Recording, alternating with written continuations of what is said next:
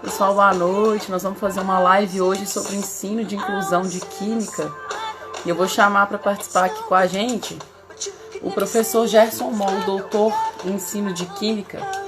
Então vamos todos entrando, sejam todos muito bem-vindos.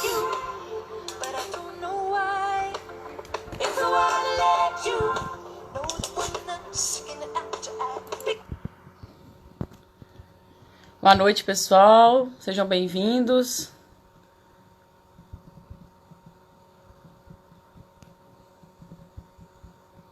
Só um minutinho que eu tô fixando o tema aqui de hoje.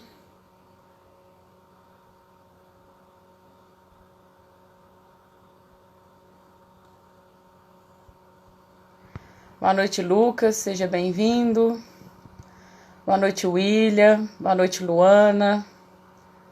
Boa noite, Naira Almeida. Boa noite, Mayra Machado. Sejam todos bem-vindos. Boa noite, querida. Seja bem-vinda. Boa noite, Éder. Sejam todos muito bem-vindos à nossa live de Química. Hoje nós vamos conversar com o doutor Gerson Moll. Daqui a pouco ele está chegando aqui na nossa live.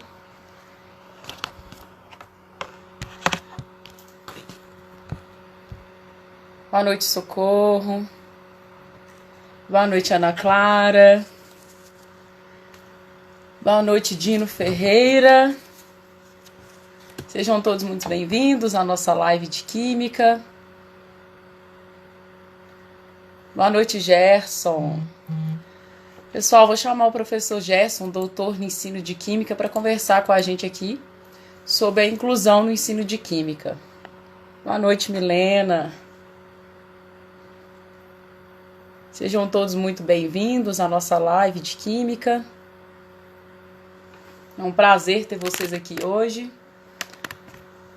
Boa noite, Luiz. Estamos só aguardando o Gerson fazer a solicitação para a gente dividir aqui a tela e começar a nossa live de Química. Gente, eu não sei porquê. Hoje eu não consegui fixar o tema aí. Tô clicando em cima aqui do tema, mas ele não está deixando fixar. Se alguém tiver alguma outra ideia aí e quiser compartilhar, fica à vontade. Seja bem-vindo, Bruno. Seja bem-vindo, Patrícia. Seja bem-vinda, Ana Ju. Bem-vindos à nossa live de Química.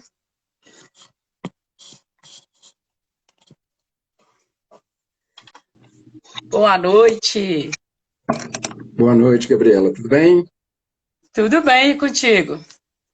Tudo bem também. Deixa eu acender essa luz aqui para ficar menos escuro. Tudo tranquilo. Que Curtindo bom. em casa. Tá o quê? Curtindo o trabalho em casa. Ah, tá curtindo o trabalho em casa. Bom demais. O que você tem feito aí em casa, além de trabalhar? Eu invento muita moda. Subo no telhado, tiro foto. Mas agora eu estava revendo a dissertação de uma aluna aqui que está querendo defender o projeto dela. Aí estava mexendo com isso agora. Legal. O projeto dela é de inclusão no ensino de Química? É de inclusão também. Legal. Tô só aguardando um pouquinho, o pessoal tá chegando, pra gente Ok. começar. Enquanto isso, eu vou pegar uma água aqui do lado. Tá certo. Boa noite, Adriana. Boa noite, Isabela. Boa noite, Patrícia. Sejam todos bem-vindos à live. Eu não sei o que aconteceu hoje, que eu tentei fixar o tema aqui e não tá deixando. Parece que tá com algum problema no Instagram. Boa noite, Jana. Sejam todos bem-vindos.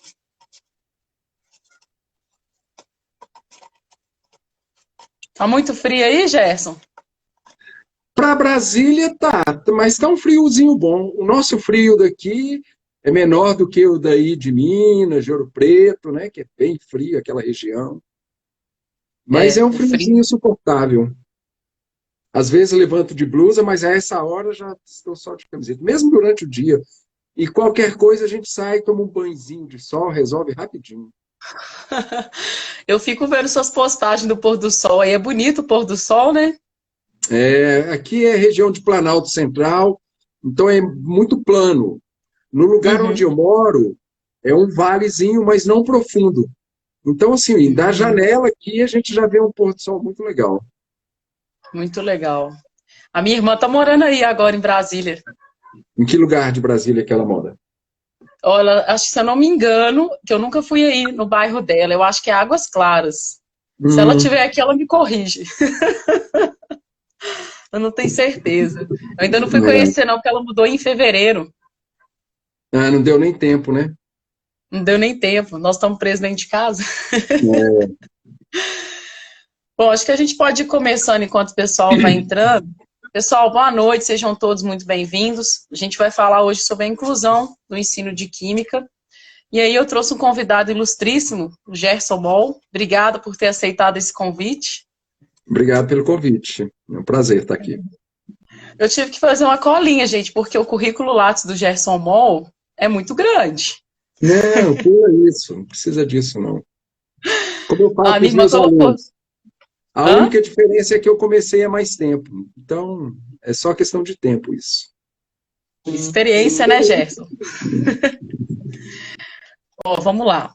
Gente, o professor Gerson, para quem não conhece ele ainda, ele é bacharel e licenciado em Química pela UFV, Universidade Federal de Viçosa, mestre em Química pela UFMG, doutor em Química pela UNB, e também tem pós-doc, né? Eu vi que você fez o pós-doc lá em Portugal. Sim, Legal. E ele é professor também no Instituto de Química, presidente da Sociedade Brasileira de Ensino de Química e autor de um livro famosíssimo, que é o Didático de Química Cidadã, que eu já até postei no meu Instagram. muito bem. E aí, pessoal, quem não me conhece também, eu sou a Gabi, Gabi Oliveira, conhecida aí por uma brincadeira no YouTube como a Louca da Química. Convido vocês a acessarem o meu canal. Lá a gente fala sobre os principais conteúdos de química do cotidiano, de uma forma bem divertida e interativa. E hoje eu venho convidando aqui o Gerson Moll para a gente falar da inclusão no ensino de química. E aí acho que a gente pode começar, Gerson. Queria que você falasse um pouquinho do que é a educação inclusiva, se ela é igual à educação escolar, que às vezes muitas pessoas me perguntam isso no direct. O Gabi, você tem material aí de educação inclusiva, de educação escolar? Eu acho que podemos começar pontuando se tem diferença, se é a mesma coisa. Tá, ok. É, a gente espera que seja a mesma coisa, mas ainda não é, porque eu estudei numa escola e vocês também, mas já numa perspectiva bem diferente. Mas se eu falar da minha escola do século passado, né, quando eu fiz o ensino fundamental, era uma escola na qual a gente chegava e tinha que se adaptar ao que estava posto, né? Uhum, E não tinha opção. Se você não acompanhasse, tivesse um ritmo diferente, não desse conta, você era simplesmente taxado de burro, de uhum, incompetente, de que não dá conta, e o caminho era a porta de saída, né?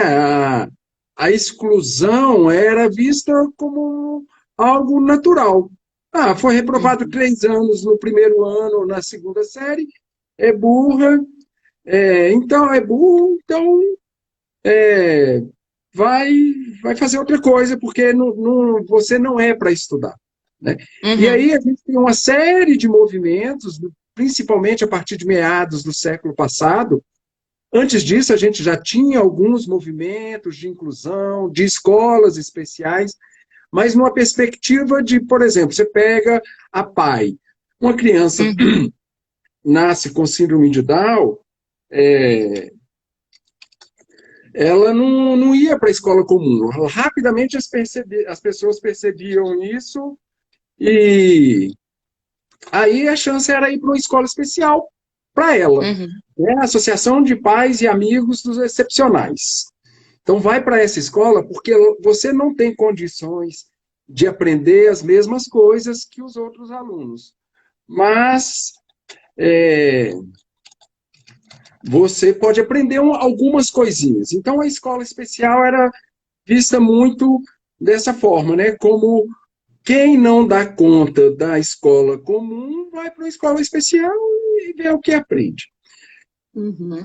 No final, como eu disse, meados do século passado, começa um movimento muito grande e com a Declaração de Salamanca isso muda muito, né? Começa uma visão de que a escola deve ser para todos, né? Uhum. Todos, e um reconhecimento de que todos somos diferentes, mas todos temos potencial.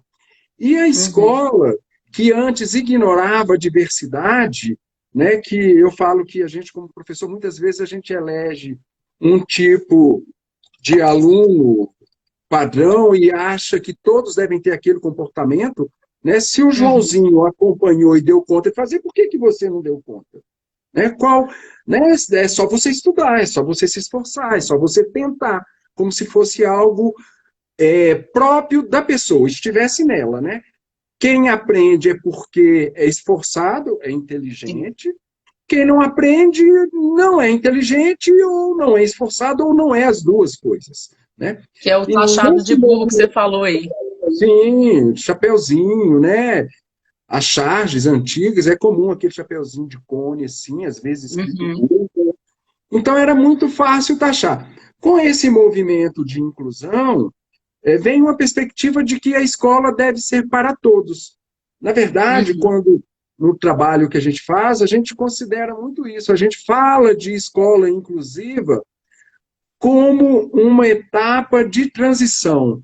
Na verdade, né, eu espero, acredito nisso, que vai chegar um momento em que a gente realmente vai ter uma escola para todos.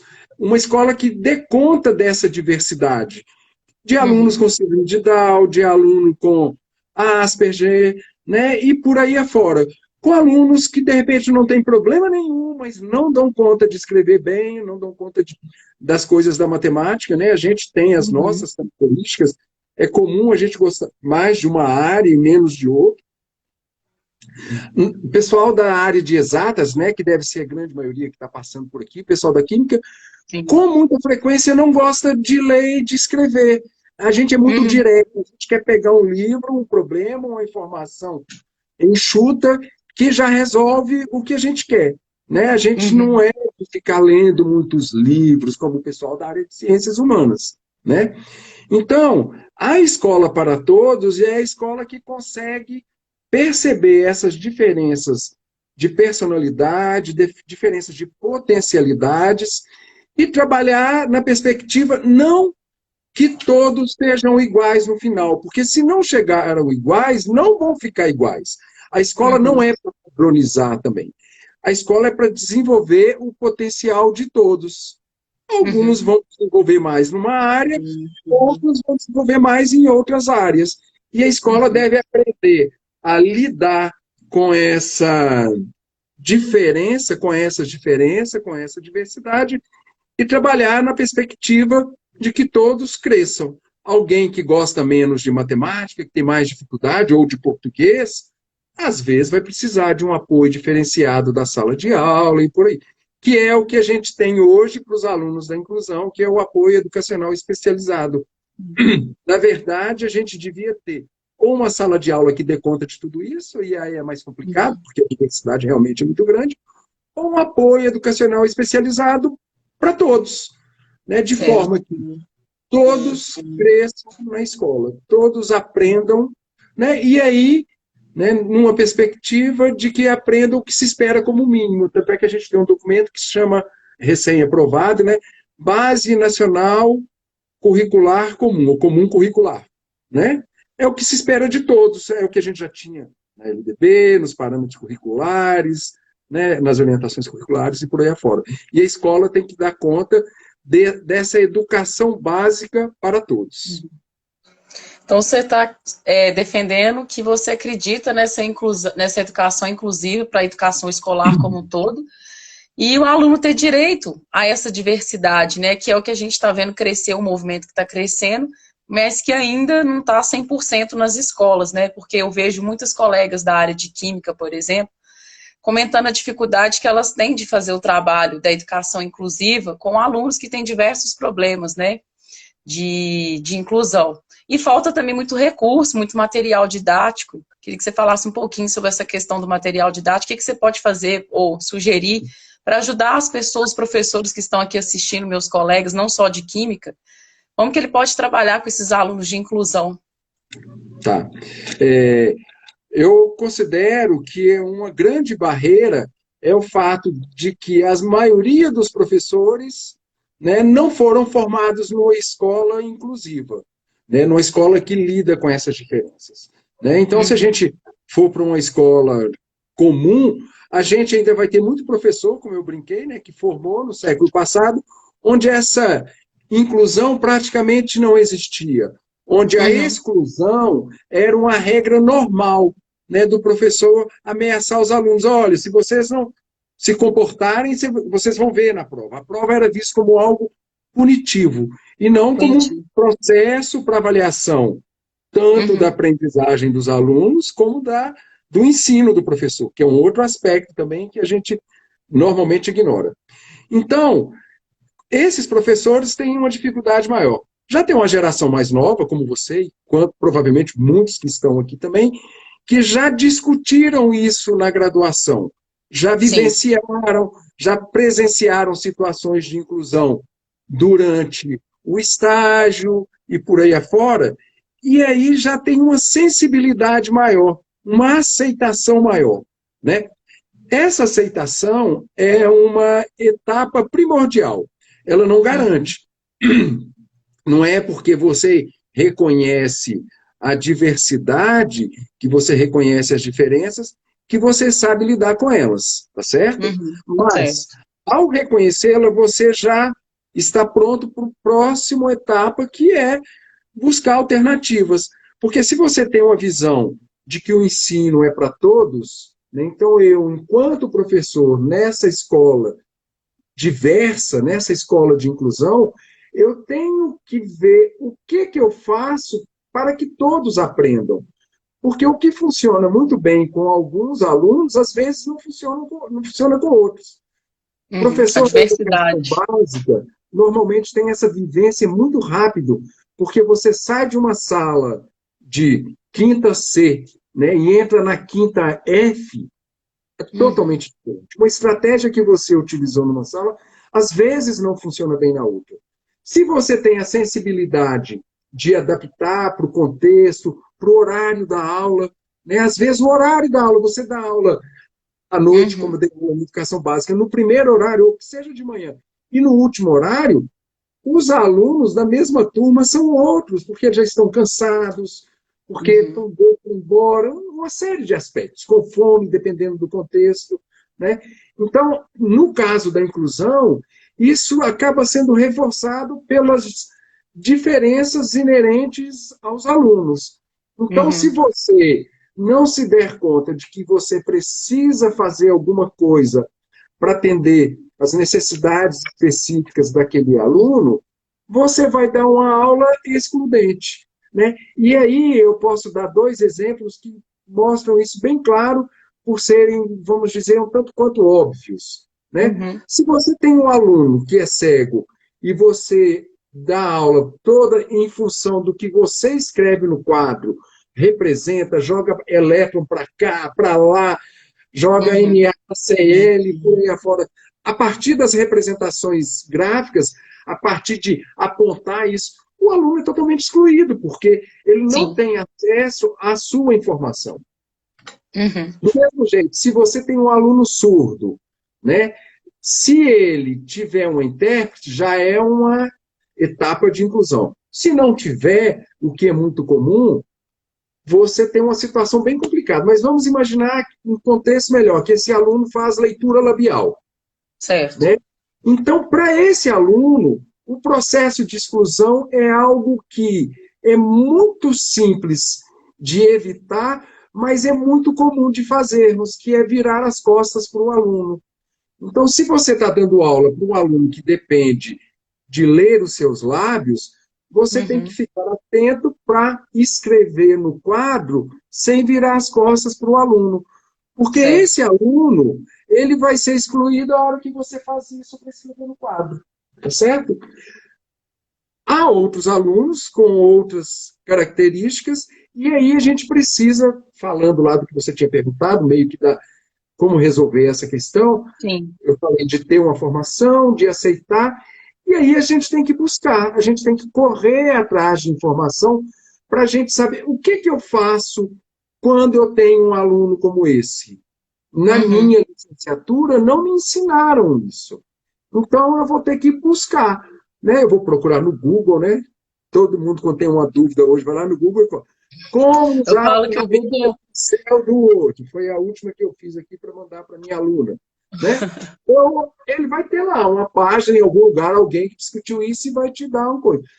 No caso da educação, é mais complicado, porque você não vai achar a receita pronta para o seu aluno. Mas Sim. você vai ter algum texto, algum trabalho que vai te dar dicas, como, por exemplo, se o seu aluno faz leitura labial, preste atenção para você não virar as costas para ele. Fala, olha, eu nunca tinha pensado nisso. Né? Então, esse processo é um processo contínuo. Né? A formação do professor é um processo contínuo. A gente nunca está formado, a gente nunca está terminado. Por Acesso quê? contínuo. Porque sempre a gente se depara com situações novas.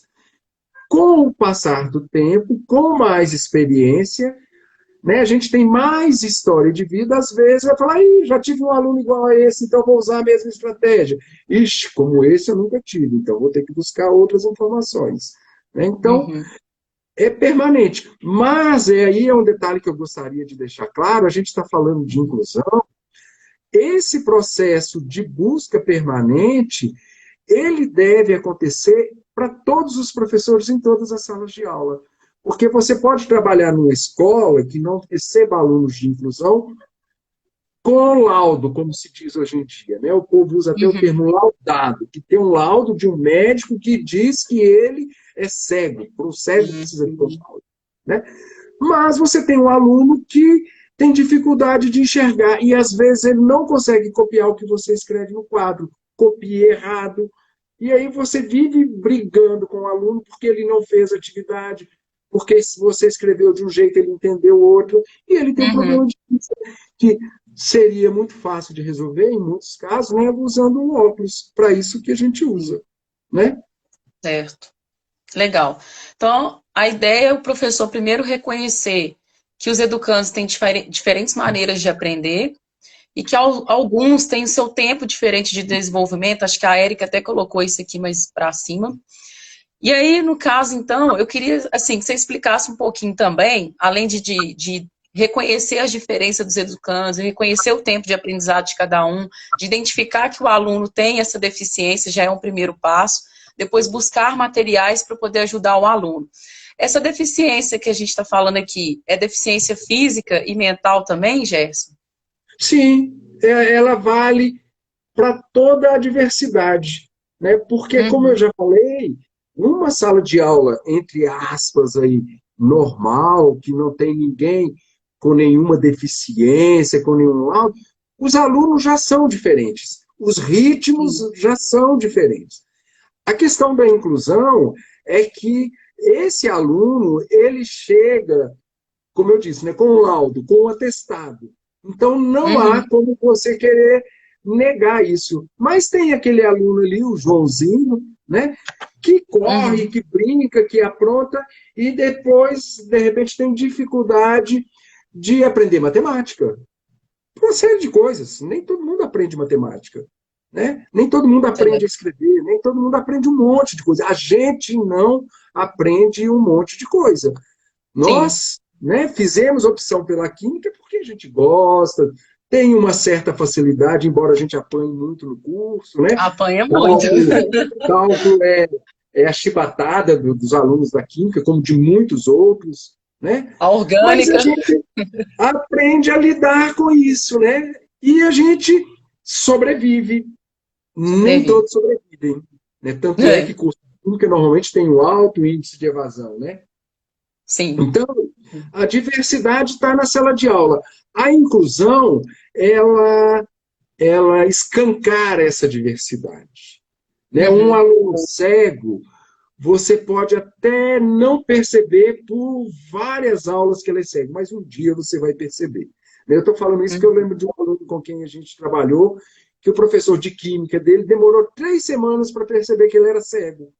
Porque ele é Nossa. cego, mas ele tem um resquício visual, ele enxerga vulto. E além disso, se você conversar com o cego enquanto você estiver andando, ele vai te acompanhar com o rosto, se você estiver falando.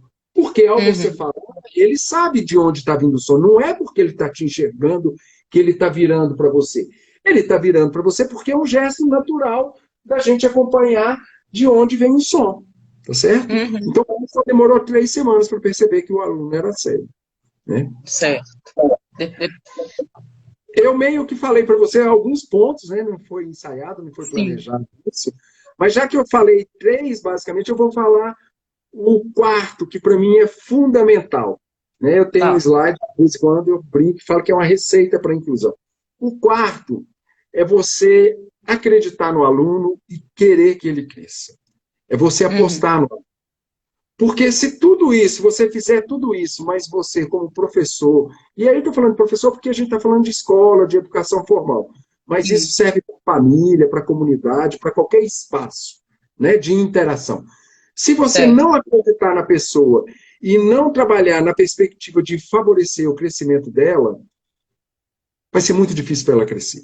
Né? Ela pode até crescer, a gente é teimoso em muitas coisas, mas você, em vez de ser um mediador, em vez de ser um apoiador, você pode se tornar uma barreira. Né? Um professor que ignora um aluno porque considera que ele é incapaz de aprender aquilo, o professor está se eximindo da obrigação de fazer algo que é ensinar aquilo para o aluno. Se o aluno não aprendeu de 2, 3, 4, 5 vezes, está na hora de buscar uma outra estratégia, de achar uma outra forma, né? E não simplesmente culpar o aluno.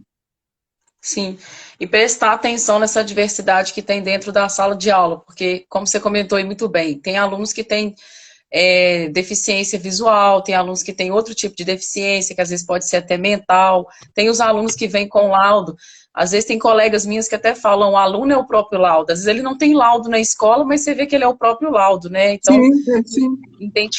Identificar essas limitações para poder trabalhar com ele, essas deficiências, para ele conseguir atingir uma potencialidade igual os alunos, todos os outros que não são de inclusão. E no caso, o professor tem que ser um potencializador, né? Ele tem que motivar o aluno a querer crescer, a querer vencer essas etapas. E assim, eu queria te perguntar também se funciona a questão dos jogos digitais. Eu trabalho muito com gamificação no meu ensino de química, na química do cotidiano.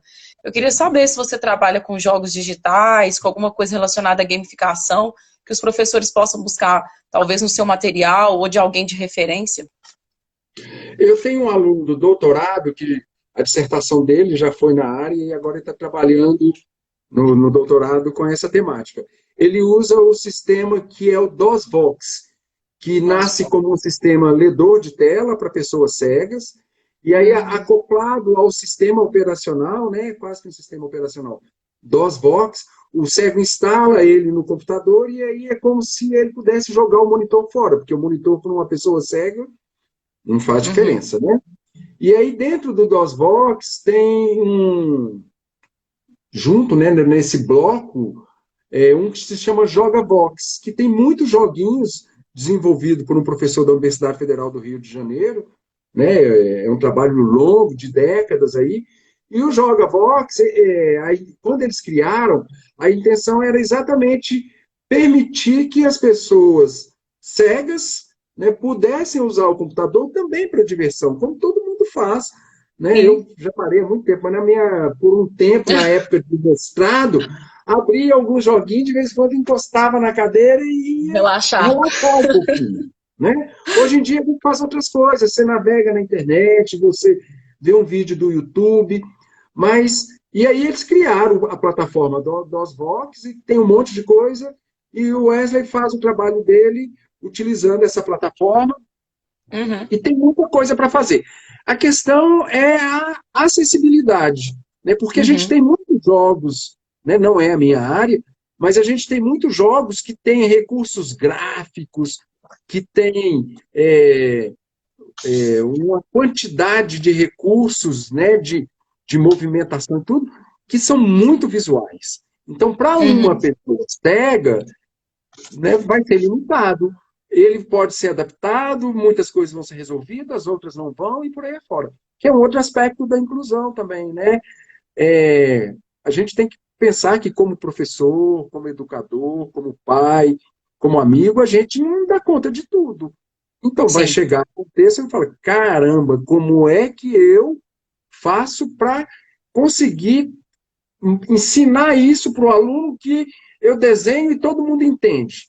Eu vou achar uma outra Uhum. forma. Pode ser que eu não ache, ainda mais se eu estou começando naquele desafio, naquela dificuldade ali, né? Então, eu acho que é interessante falar disso, porque a gente tem que ver, colocar para o professor que ele eu vou dizer, né, é o grande responsável pela educação dos seus alunos.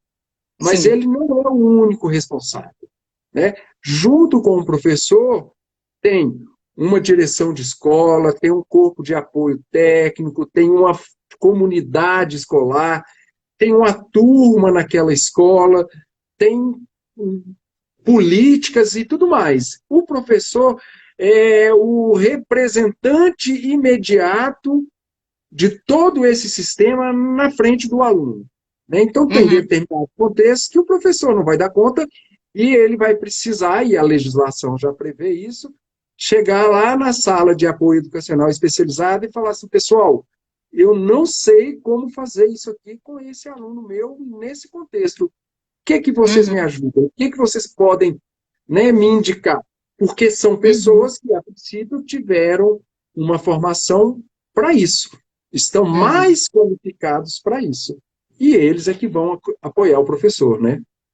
Muito interessante você falar isso, porque às vezes o professor ele pega esse papel da autorresponsabilidade para ele e ele se sente assim uma pessoa inadequada para trabalhar com todas as deficiências, né? E como você falou, às vezes numa sala de aula você tem mais de um aluno de inclusão, você tem 5 ou 6 ou 4. Eu mesma já dei aula para 3 alunos de inclusão. Uma era cega, uma era surda, a outra tinha problemas mentais para aprender, tinha déficit de aprendizado. Então, assim, eu também tive esse desafio, eu também vivi esse desafio em 2018. E aí eu tive que procurar a ajuda das professoras de apoio que nem tinham na escola. O diretor conseguiu solicitar a demanda desses profissionais, e aí com esses profissionais eu consegui trabalhar, Gerson. Sozinho eu não consegui. E na época eu ainda não te conhecia, mas eu peguei essa autorresponsabilidade para mim, fiquei chateada, conversava muito com meus pais: nossa, não estou dando conta de ajudar esses alunos, o que eu vou fazer para ajudar a Stephanie, o Marlon, o Bruno? E aí eu fiquei muito triste. Então, assim, quando eu te conheci, eu fiquei muito feliz, assim, de dar uma olhada no seu currículo Lattes, ver que você tem muitos trabalhos legais de inclusão que podem ajudar esses alunos, porque o professor de apoio também, ele tem essa formação, mas aí entra outro desafio, porque ele não tem a formação em química, então você tem que andar junto com ele também, porque da mesma forma que eu tenho deficiência em inclusão, as professoras de apoio tinham a certa deficiência em química, então foi legal porque a gente sentou, conversou, a gente aprendeu um pouquinho do universo de cada uma, a gente compartilhou esse conhecimento, eu mostrando para elas como que podia trabalhar a química com eles, na parte lúdica ou de jogos, e elas introduzindo essa questão da inclusão. Então, foi um aprendizado muito rico, muito legal. E eu queria deixar aberto aqui agora para o pessoal, que o pessoal fez bastante pergunta. O Cerebelli, ele é professor de química também. Aí ele te perguntou, Gerson, o que o professor acha de escolas, o que você acha de escolas que promovem cursos de nivelamento para tentar minimizar as dificuldades dos alunos do ensino médio, que ele quer saber. Uma escola do ensino médio que propõe curso de nivelamento? É fantástico isso, porque, e eu vou falar porque eu já fiz muito isso na universidade e estou fazendo. Nesse momento de Uhum, pandemia, eu estou dando aula para os calouros, para alguns, né? Claro, eu convidei, alguns estão participando, dos cursos de química, né? Porque eu sei que eles chegam com uma base muito fraca do ensino médio. E aí a uhum, evasão é alta, o índice de reprovação é alto e tudo mais. Então, quando começou a história do isolamento, na primeira semana, assim, a gente estava começando as aulas, começou na segunda-feira, na quinta-feira, o governador de Brasília já decretou que era para fechar, a UNB tentou funcionar, ficou sem luz, uma confusão danada. Uhum. A disciplina de estágio, que eu já tinha os dados, né, contato com todos os alunos, eu falei, vamos trabalhar, vamos ler alguns textos que a gente leria durante o semestre, para quando as aulas voltarem, a gente, né, tá adiantado, não deu certo. Alguns, a dificuldade de acesso à internet era muito grande, né, não deu.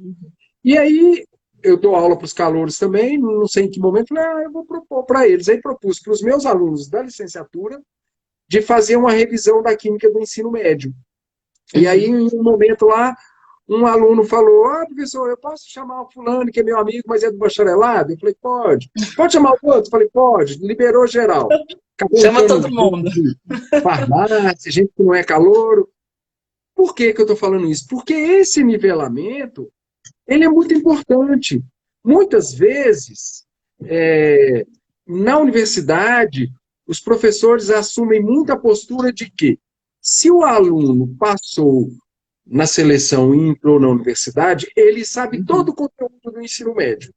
Então, ele está. Se ele não sabe, é problema dele. E daí o alto índice de evasão no nosso curso de química, na matemática, na física, né, na área de exatas, principalmente farmácia. Né? Então, não é porque o aluno conseguiu ingressar na universidade que quer dizer que ele aprendeu tudo na educação básica, longe disso. Então, esse nivelamento, ele é fundamental. Normalmente, a gente não tem muito espaço para fazer isso formalmente. Né? Criar uma disciplina mais porque as grades curriculares, né, já são muito espremidas, então não cabe isso. Mas a gente faz para outras situações. A primeira vez que eu fiz isso, na Universidade de Brasília, foi quando a UNB recebeu uma leva de alunos indígenas. Né? Assinou um convênio com a FUNAI e alunos, a primeira leva de alunos que entrou na Universidade de Brasília, a grande maioria foi reprovada em Química Geral. Aí alguém da reitoria que me conhecia chamou e falou, olha, a gente está com esse problema aqui, como é que faz? Falei, olha, se vocês não derem uma preparação para esses alunos, que tem uma diversidade muito grande de formação, alguns vêm de escola indígena e tudo mais, eles vão ficar 3, 4 semestres ali na Química Geral e vão ser reprovados um monte de vezes. Né? Então, a gente tem que dar a eles uma base, uma sustentação, para que eles deem conta da disciplina. E não jogá-los lá na disciplina e esperar que o professor, com 50, às vezes 60 alunos, consiga perceber que aquele aluno ali que tem o cabelo bem lisinho, né, e a pele morena, ele tem dificuldade até de entender a fala do professor, dependendo do conteúdo. E aí a gente criou uma disciplina e fazia uma revisão do ensino médio. E aí tem um aspecto que é bem legal, porque quando a gente fala de ensino, e a gente que é de exatas, com muita frequência a gente está muito preocupado com o conteúdo formal.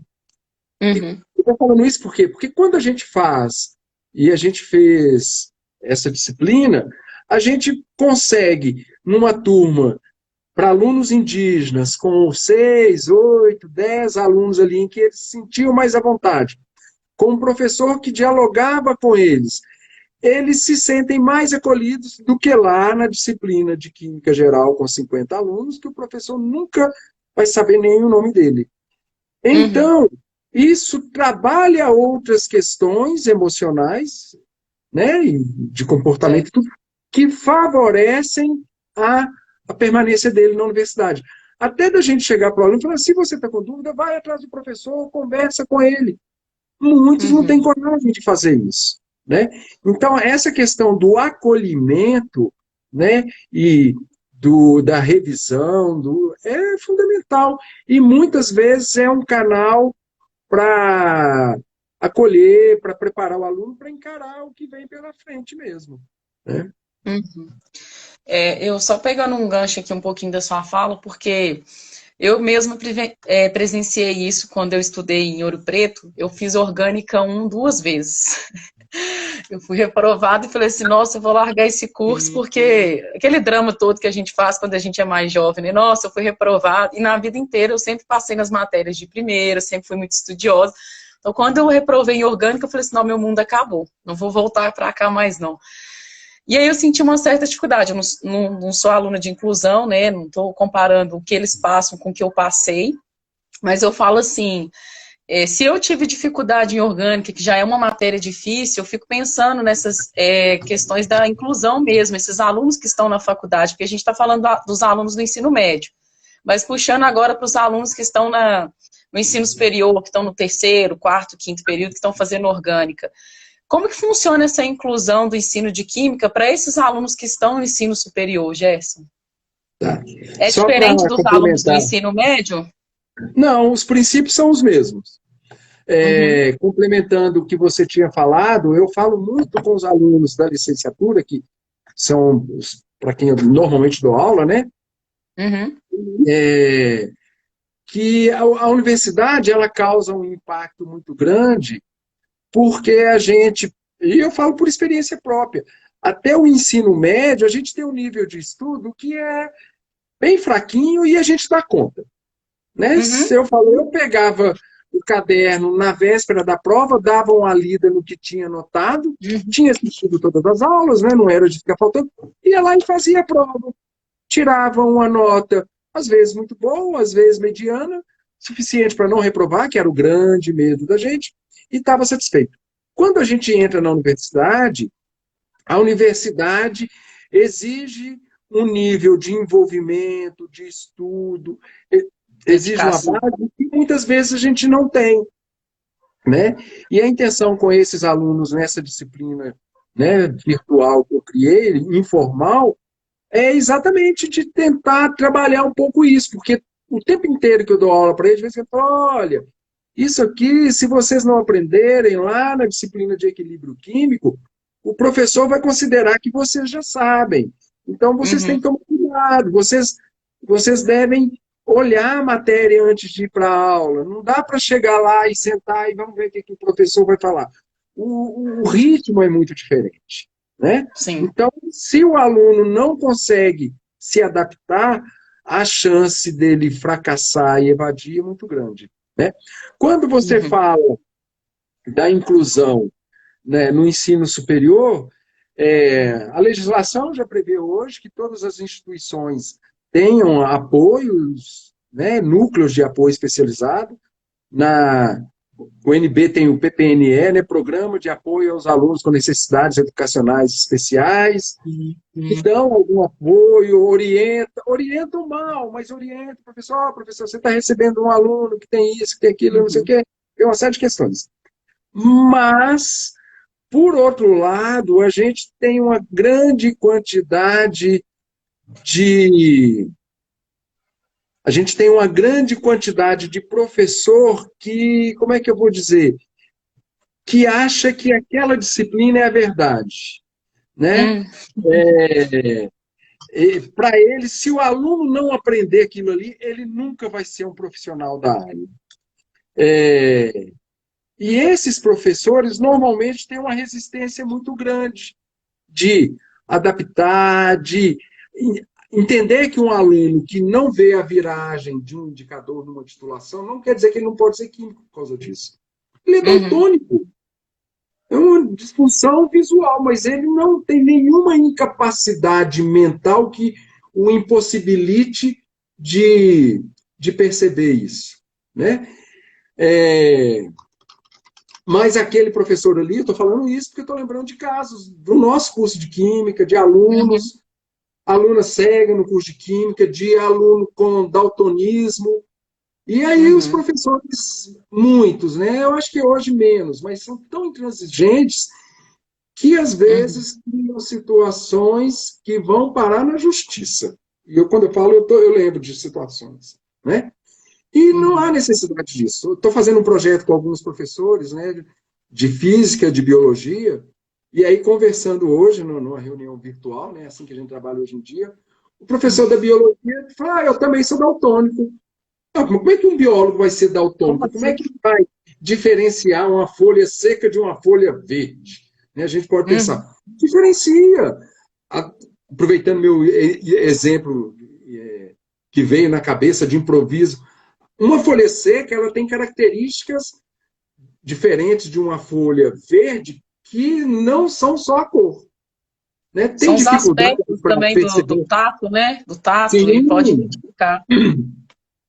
E só para lembrar, eu gosto muito de contar essa história, né? Eu falei de daltonismo. Daltonismo vem de Dalton, John Dalton, Uhum. né? Um dos pais da química moderna, né?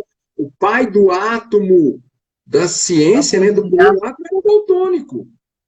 Né? Ele era daltônico. Ele que fez o primeiro estudo quando descobriu que ele não percebia cores, e daí, em homenagem a ele, deu-se o nome de daltonismo. Então, não é Uhum. porque ele não enxerga nuances de cores, e aí vai depender do daltonismo de cada um, que ele não pode ser químico, físico, biólogo, o que seja, tá certo? Mas, para alguns professores, você tem que brigar para provar isso. Para acabar com essa intransigência, É. essa resistência, porque o professor acaba que o aluno já tem uma certa deficiência, seja mental ou física, e o professor cria mais ainda uma barreira de Exatamente. exclusão em relação ao aluno, porque ele está vendo a dificuldade dele ali, mas não, o aluno não tem capacidade de aprender, ele não pode ser químico, ele não pode ir para frente. Isso é muito perigoso, né? Porque, como você falou, professores modam sonhos, impactos, potencialidade nos alunos. Então, os meus alunos, por exemplo, eles me veem como exemplo. Então, a gente tem que ser um exemplo para eles também. A gente tem que falar, não, você vai dar conta, você vai passar ali no Enem, você vai passar nessa matéria. Nós vamos trabalhar suas dificuldades, porque, como você bem falou, né, Gerson? Agora já estou pegando na questão nem só dos alunos de inclusão. Os alunos têm muita dificuldade química, não é só os alunos de inclusão. Sim, sim. Né? A gente está sempre aí estudando analogias, estrutura de modelos atômicos, tentando engajar gamificação e jogos digitais para ver se a gente chama esse aprendizado para outras habilidades, porque, como você falou muito bem, às vezes o aluno ele tem dificuldade de aprender na nossa metodologia. E aí a gente tem que parar com essa intransigência de falar assim, eu não vou buscar uma metodologia nova, eu não vou tentar ajudar o meu aluno, porque você acaba deixando de lado, seja de inclusão ou não, esse aluno, né? E isso já aconteceu comigo na universidade também. Quando eu tive dificuldade de orgânica, eu mudei de turma, de professor, porque eu senti que a minha primeira professora ela não me deu um suporte. Né? Eu fui reprovada por 5,9, ou seja, faltou pouquinho, 0,1 para mim ser aprovada. Na época era 6, tinha que tirar 6 para ser aprovado. E aí eu procurava ajuda, e ela não me dava esse aporte. Então, assim, até na faculdade acontece isso. A Érica até puxou um gancho aqui, falando que ela mesma sentiu muita dificuldade porque ela ficou mais de 20 anos fora da sala de aula. Eu não sei se ela está sentindo dificuldade porque ela voltou para a universidade ou se ela está falando que sentiu dificuldade porque ela foi dar aula na sala de aula. Eu não entendi muito bem. Só para complementar, enquanto você esclarece com ela aí, essa questão da intransigência dos professores do ensino superior, que era comum na educação básica, mas em função de uma série de questões foi mudando, mas na universidade a gente ainda é mais dono da nossa sala de aula, a gente não tem conselho de classe, né? Meio que tem colegiado de graduação e tudo, mas a autonomia do professor universitário ela é maior, pelo menos as instituições públicas, né? Na privada, Uhum, aí as regras são outras, né? Mas o sim. que acontece? É, isso tem a vantagem, né? Autonomia, independência é sempre bom, mas é uma faca de dois gumes. Enquanto você falava, eu me lembrei, a gente teve no meu instituto professor dando aula de uma disciplina que todos os alunos saíram da turma dele e foram para a turma do noturno, e aí ele ficou Uhum, com uma aluna e a outra turma no noturno, né? Porque a gente tem ainda, né? Curso diurno e noturno. A turma do noturno lotada e ele com um aluno. Chega no final do ano, ele ainda reprova, era uma aluna, por sinal, ele ainda reprova essa aluna, que hoje é doutora e é professora na universidade, né?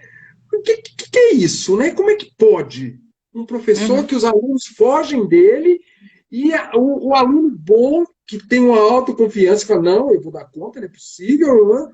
Vai, o cara ainda reprova. Né? Não é um aluno medíocre, falar, ele só tem um aluno ruim, por isso que reprovou. Não.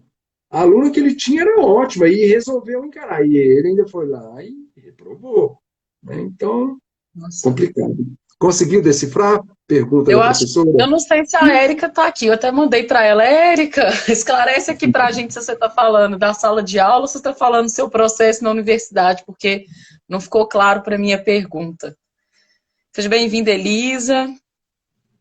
Ah, eu vi aqui que a Mayra Machado perguntou: o que o senhor acha da escolarização dessas pessoas com deficiência em tempo de isolamento? Essa é uma questão que a gente tem discutido bastante, né? Será que estão tendo as devidas acessibilidade ao ensino médio? Do meu ponto de vista, a gente já tem uma escola, que é o nosso foco aqui, mas principalmente a gente tem uma sociedade que é muito excludente. Uhum. E nesse período de isolamento, essa exclusão tende a se acentuar. Ela se acentua para o aluno da deficiência, né, o aluno da inclusão, que perde essa mediação, né, o apoio educacional especializado, né, vai ter mais dificuldade de dar um apoio para ele, mas não só esse aluno, a gente perde, quem perde muito é o aluno de baixa renda, né, como são muitos Uhum. alunos do curso de Química que moram num lugar onde a internet é ruim. Há alunos meus, e Ou não às é vezes coisa não tem nem desse ano, acesso, né, Gerson? não tem acesso à internet. Ele me manda o trabalho que eu peço para mandar por e-mail, por alguma plataforma como a gente usa, quando ele chega na universidade e conecta na internet da universidade. Né? Já tive, eu às vezes coloco uma atividade, coloco para entregar antes da aula, né? Porque se vou discutir na aula, eu quero que entregue antes. Aí o aluno chega, já aconteceu muitas vezes, professor, eu cheguei na UNB só agora, em casa eu não tinha internet, eu posso te mandar a tarefa agora? Tá certo? Então, nesse período de isolamento, isso tem acentuado. A gente travou uma batalha aí, né, nas sociedades científicas, como você disse, né, eu sou presidente da Sociedade Brasileira de Ensino de Química. Então, o que a gente mais faz nesse período de isolamento é escrever nota de repúdio às ações do governo, do ministro e por aí Sim. afora. E uma das brigas que a gente comprou foi a questão do Enem, que eles estavam querendo bater o pé que deveria acontecer no mesmo momento. O que que qual seria o resultado disso? O Possível. resultado é que os alunos que já são mais favorecidos, porque estudam em escola privada, tem pais com alta escolaridade, tem computador em casa, tem banda larga, tem tudo, todo o material necessário, esses Sim. alunos poderiam até continuar, como estão continuando, as escolas privadas estão Sim. continuando dando aula. Sim. Mas o aluno da escola pública, como aqui em Brasília mesmo, o governo, plataforma, televisão, às vezes ele está num lugar que não tem. Às vezes ele mora numa casa que tem um cômodo. Se tiver Uhum. um computador, já é muita coisa, mas não tem cômodo. Espaço para um aluno ter aula de uma coisa, outro aluno ter aula de outra coisa. Então, se Sim. mantivesse o Enem na data prevista, seria simplesmente falar para esses alunos da escola pública, falar, olha, Enem para vocês já era esse ano. Quando você fala já era esse ano, significa dizer que já era esse ano e o resto da vida, porque você vai terminar o ensino médio, você vai trabalhar, né? Vagabundo. Quem é que vai te sustentar? Então você vai para o mercado de trabalho, arranja um subemprego e esquece esse negócio de universidade. Porque a era de filha de doméstica entrar na universidade já passou. Né? Todo mundo deve ter assistido o filme A Que Horas Ela Volta, não é isso? Com a Isso eu não vi, Regina não. A que horas ela volta? é, é com a Jéssica, é um filme na época muito legal. Eu acho que a que horas ela volta? Deixa eu olhar na internet aqui. Dá uma olhadinha aí, confirma pra gente. O Vitor tá te elogiando aqui, falou que seu artigo sobre a cloroquina ficou ótimo. Ah, legal. Vitor é seu aluno? Eu não Deve sei ser, qual né? Vitor. Deve ser, tem uns por aí, né? Esse eu não reconheci, não. Que horas ela volta? Que horas É ela esse volta? mesmo. Né? Legal. É um filme que mostra a incoerência, né, da sociedade que começa a dar oportunidade para as pessoas que antes não iam para a universidade. Então, a filha, a moça vai para São Paulo, onde a mãe dela trabalhava. E aí ela chega lá, encontra a mãe num regime quase que de escravidão, é isso mesmo. Nossa. que trabalhava, atendia a família 24 horas por dia, né? E ela Ui. vai para lá porque ela vai fazer vestibular. E ela entende que pode ficar no quartinho em que a mãe ficava. Né? Não vou dar spoiler do filme, não, mas vale a pena ver. A Acho que o Regina Cerebros Casé é a assistiu, que mãe, ele tá perguntando aqui se foi com a Regina Casé. Regina Casé. É Que isso horas aí. ela volta? Ó, esse eu vou assistir, esse eu não Muito bom. assisti, não. Ganhou prêmios, Professor, e a história é bem essa, né? E está relacionado com política, porque eu tenho um pouquinho de política na minha veia. Eu gosto, porque a gente vive num mundo que é político. Não dá para a gente querer não se ser posiciona. educador, falar de inclusão, falar de educação, se a gente não quer uma sociedade melhor, né? Sim. Então, para isso, eu tenho que fazer um trabalho diferenciado. Eu não posso chegar numa sala de aula de química, né, provavelmente a maioria das pessoas aqui, e encher o quadro de fórmula e achar que eu estou sendo um ótimo professor de química. Se eu não discutir com os meus alunos nesse momento, né, o que é hidroxicloroquina, o que a ciência tem dito sobre isso, se pode usar, se não pode, se eu não discutir com eles por que o Trump está mandando um carregamento enorme para cá, porque lá não quiseram usar, né, eu estou Uhum. fugindo do meu papel de educador. A minha visão é essa, eu não quero ser um mero transmissor de fórmula, eu quero ensinar uma química que faça sentido e que ajude as pessoas a entender melhor o mundo no qual vivemos. Uhum. Tem um pouco de argumentação, um pouco de crítica sobre o que a gente está vivendo, né, Gerson? Isso envolve muito o ensino de química. Direto as pessoas me perguntam do álcool em gel, do sabão, da água sanitária. Tem Sim, até fake news acontecendo na sim, internet sim. de ensinar as pessoas a produzirem álcool em gel em casa. Eu fiquei absurdamente assustada com isso, É, porque as pessoas fazem, as pessoas acreditam nisso, sim. O sim. Fábio E está aí te fazendo chega a pergunta. Pode a gente falar. vive num momento de fake news, né? Chega alguém e posta alguma coisa, passa para frente, aí começa todo mundo a achar que aquilo é verdade. Né? Exatamente. Tomar cuidado, gente, com fake news. O Fábio está perguntando, ou falando, deixa eu ver aqui. Eu vejo que o professor universitário, principalmente das exatas, não tem muita didática e não usam todos os recursos que tem em mãos. Não seria o caso de ter uma preparação pedagógica antes de lecionar? Acho que ele está falando É, mais no sentido do professor universitário da rede privada. sim. Não, no geral, a questão é que, de acordo com a LDB, para você ser professor de educação básica, você tem que fazer licenciatura. Uhum, Isso não atinge o curso superior. Então, o que acontece? A gente tem muito professor no ensino superior que ele tem uma formação meramente técnica, uhum, professores de química que são bacharéis, não fizeram nada de formação de professores que se pedagógico. tornam professores, né? Isso não quer dizer que eles não vão ser bons. Eu tenho colegas que são bacharéis e são excelentes professores. Do mesmo Uhum. jeito que a licenciatura não garante que vai ser um bom Vai ser professor. um bom professor. Né? Tanto é que a gente tem muito professor formado, licenciado, e que na sala de aula não dá conta da sua Uhum. verdadeira função. Mas eu acredito que a licenciatura vai capacitar todos.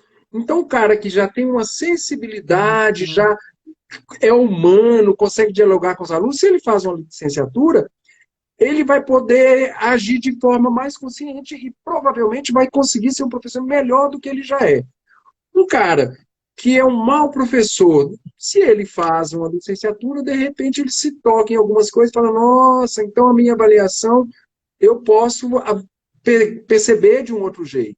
Né? Se os meus Uhum. alunos foram todos maus na prova, será que o problema também não está na minha aula? Né? Uhum. E por aí afora.